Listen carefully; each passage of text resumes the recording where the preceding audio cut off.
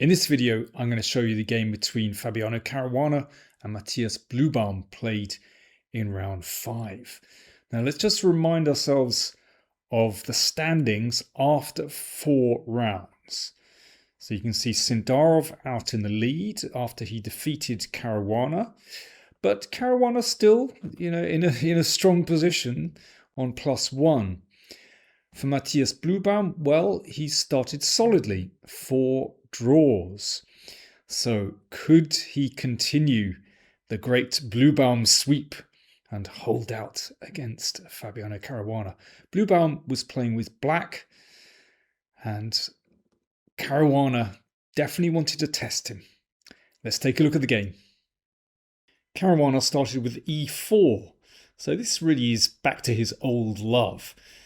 He's been playing d4 and other stuff more recently, but anyway, it's e4.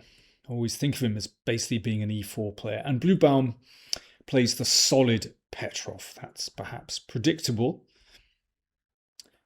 And what Caruana is doing here with knight c4 and knight c3 is unusual and really looks most unprepossessing. I don't like the knight on e3. It blocks the bishop on c1. But he's obviously just trying something a little bit different. It's hard to rock the boat against the Petrov. And then Caruana played bishop d2. Really doesn't look like anything special at all. But, well, Bluebaum had a bit of a think here. Obviously, a new position for him. But I like black's structure. I like the pawn chain b7, c6, d5. Now, I don't see that there's anything wrong with playing, one of these bishop moves.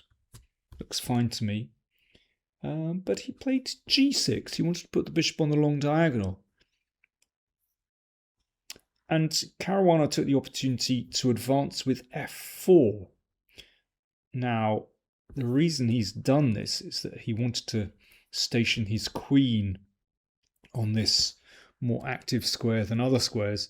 And the pawn on f4 basically prevents an attack with knight d7 to e5. And of course he wants to get the queen out early because he's looking to castle queenside. Okay, so now we've got an unbalanced position because it's clear that black is going to have to castle kingside. So we can see Caruana's idea. Knight c5, I mean, this looks quite attractive. This is the problem with f4. Whenever you advance a pawn, it creates weaknesses beside it or behind it. And you can see that that e4 square looks very inviting for the knight. But Caruana continued with his plan. So this is his idea. Yes, he's given away squares on the e-file. However, that pawn on f5 blocks out the bishop on c8. So this is quite interesting. So this is like a spearhead for the attack. But positionally it makes sense because it's blocked out that bishop. And g4 supports the pawn. But knight e4, this is the positional drawback, allows the knight into e4. And bishop d3, some development, connects to rooks. Then rook e8. Right.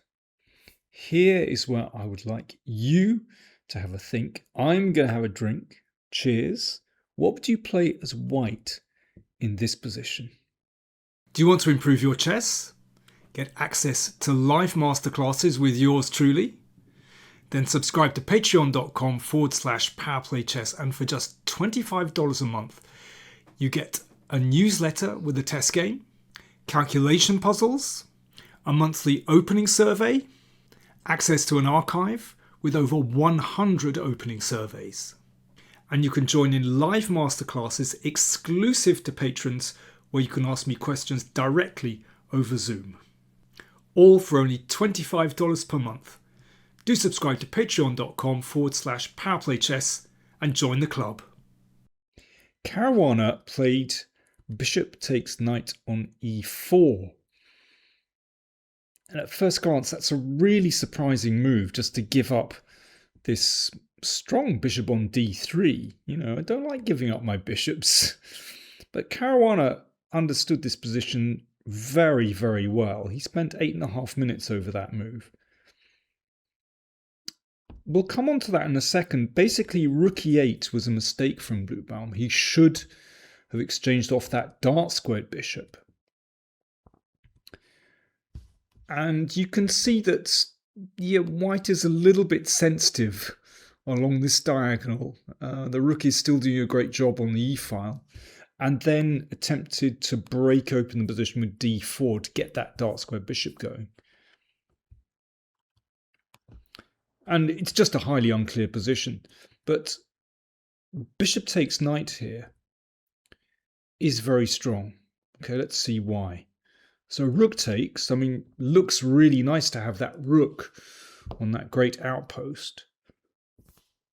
But h4, it's possible for white just to pursue the kingside attack now. In fact, that exchange gave white security.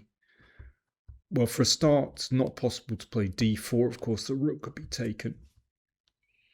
If, let's say, bishop d7, you need to bring your mage pieces into the game, then rook here, okay, queen e8, and then knight d1. Now, that's a beautiful sort of compact fortress on the queen side. So white's king is completely safe.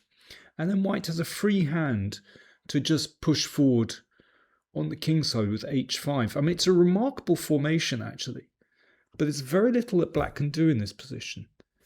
It's just like a free attack for white. So Bluebaum appreciated straight away that he was in trouble. I mean, you could see that just by the way he was sitting at the board and, well, the fact that he spent 12.5 minutes over his next move. I came up with something that just looks a little bit odd. The idea, of course, is that if g5, then rook f4, and then that pawn can be taken.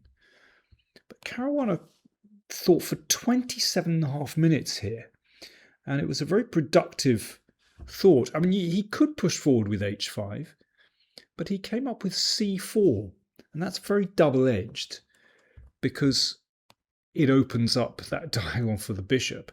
However, it puts enormous pressure on black's center pawn. And while these pieces are kind of blocked in fact, it's fantastically strong. Queen b6 played, so that attacks b2. c3, it looks a bit ugly. You know, this bishop was blocked in by the knight, and now it's blocked in by the pawn. In fact, it's incredibly strong for white. So, you know, white just wants to take here. I mean, black should play bishop d7 and just give a pawn and sort of hope for the best. But it's still good for white. But instead, Bluebaum played queen a5. King b1 is a safe move here, but Caruana's in a hurry. And he's absolutely right. His judgment was spot on. He thought for 15 minutes and didn't bother defending a2. He just went for it straight away.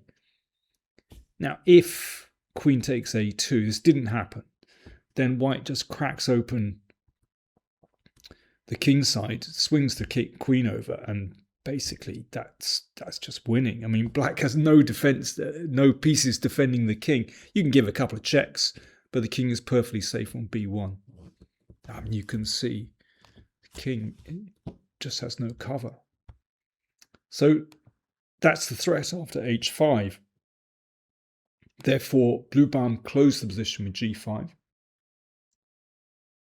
Or at least closed the position on the king side to some extent. But then pawn takes pawn, and white is just breaking through in the middle.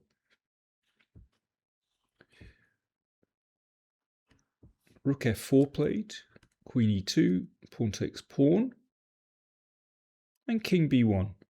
A very calm move. So the pawn is now defended. You know, it might be just this bishop drops back to c1 to attack this. Or it might be that white plays c4 with a discovered attack. It depends how black plays. Anyway, Oh, and there's, well, if bishop d7, this can be taken straight away with a discovered attack on the rook. Yeah, if queen takes, bishop takes, and the queen is attacked. So, rook a4 played, and c4 hits the queen. Queen came back, and knight d5, and black is just collapsing here completely. You know, the H file is closed, but actually, you know, with the pawn on g5, that king is so exposed now. If rook takes a2, then queen takes bishop. It's winning. The white king escapes the checks very easily, and then it'll be white's turn on the king side. So queen takes bishop threatened. f6 played. Bishop c3, and it's a complete collapse. And I have to say, Matthias Bluebaum was an absolute gentleman, because he didn't resign. He allowed Caruana to actually give checkmate with h6. There we go. 28 moves, and actually a real crush. Very interesting that, you know, Bluebaum, very solid, but he just didn't find his feet in this game. It just shows the nature of opening preparation and modern opening preparation. It's often not to find, you know, maybe the strongest continuation according to a computer, but simply to find something a bit different. You find a plan that's a little bit unusual, and bishop d2 is certainly the start of that. It really doesn't look very promising, but it was just a bit different, and Bluebaum failed to think on his feet.